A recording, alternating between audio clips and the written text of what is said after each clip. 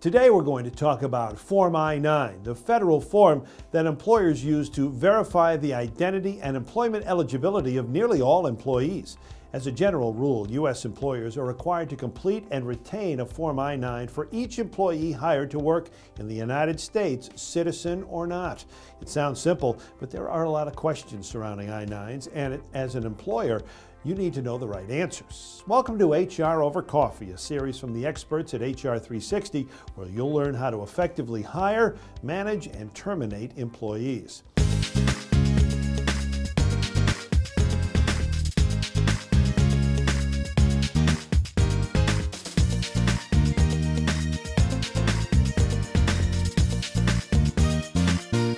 Form I-9 is a routine and required part of onboarding new employees.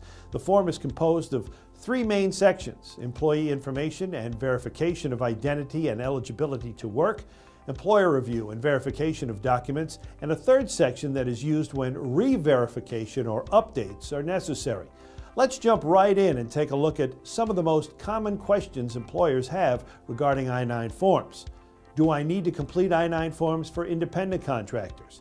Am I responsible for the authenticity of documents presented for verification? What if there's a mistake on an I-9? Can I fire an employee who fails to produce the required documents? How can I protect private information on Form I-9? All right, now let's answer these questions one at a time. Do you need to complete Form I-9 for independent contractors or their employees?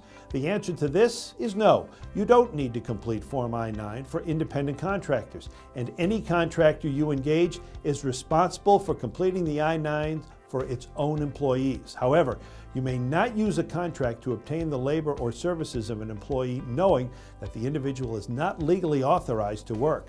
Next, are you responsible for the authenticity of the documents presented by employees for verification? Many employers ask this question, and the answer is twofold. You must carefully examine the documents, and if they appear to be genuine and to relate to the person presenting them, well, then you must accept them. Refusing to do so could be considered an unfair immigration-related employment practice. However, if they don't appear genuine or they don't relate to the employee, you must not accept them. What if you find a mistake on Form I-9? If you find a mistake on a Form I-9, correct it, and the best way to correct it is to draw a line through the portion of the form that contains the incorrect information and then enter the correct information. Initial and date your correction. If you have previously made changes on Form I-9 in whiteout instead, you should attach a note to the corrected Form I-9 explaining what happened. Be sure to sign and date the note. Next, can you fire an employee for failing to provide Form I-9 documentation? Yes, you may. You can terminate an employee who fails to produce the required document or documents within 3 business days of the date employment begins. Lastly, let's address how to protect the information on Form I-9. You must keep Form I-9 and all supporting documentation in a secure place. The forms contain private information concerning your employees, and you're required to retain forms for specific periods of time. Ensure that the information is kept confidential and that it is used only for the purposes stated on the form. Lock or secure all the documents and limit access to a small number of authorized personnel. Remember, while maintaining records such as Form I-9 may not be the most glamorous part of your job as a manager or HR professional, it is one of the most important. To learn more about Form I-9 and other HR record-keeping best practices, visit us online at HR 360.